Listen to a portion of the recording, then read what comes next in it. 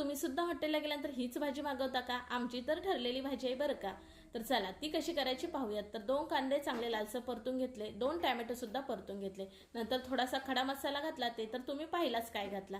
7 ते 8 काजू घातले, 7 ते 8 लसणाच्या पाकळ्या, थोडंसं आलं, छान असं वाटण करून घेतलं सगळ्यांचं. नंतर 200 ग्रॅम पनीर, त्याच्यामध्ये सिमला मिरची, कांदा मोठा मोठा असा चिरून घेतला, अर्धी वाटी दही आणि काही मसाले घालून घेतले, हे तुम्ही पाहिलाच. छान असे पनीरला सगळे मसाले लावून घेतले. गॅस चालू करून गॅसवरती पॅन ठेवला, 1 पळी तेल घातलं आणि पनीर घालून घेतलं. पनीर छान असं पाणी आटूसपर्यंत फ्राय करून घेतलं. नंतर दुसरी कढई ठेवली, 2 पळी तेल घातलं आणि केलेलं वाटण घालून घेतलं. तर पाव चमच हळद, 1 चमचा घरातलं लाल तिखट, अर्धा चमच काश्मीरी मिरची पावडर, 1 मिनिट चांगलं सगळं परतून घेतलं. नंतर फ्राय केलेलं पनीर घालून सगळे एकसारखे मिक्स करून घेतलं. अर्धा ग्लास इतकं गरम पाणी घातलं, छान मिक्स करून झाकण ठेवलं 5 ते 6 मिनिटासाठी. चवीनुसार मीठ घातलं, बारीक चिरलेली कोथिंबीर, कस्तुरी मेथी घातली. पनीर टिक्का मसाला तयार आहे. चला तुम्ही सबस्क्राईब करून घ्या आता.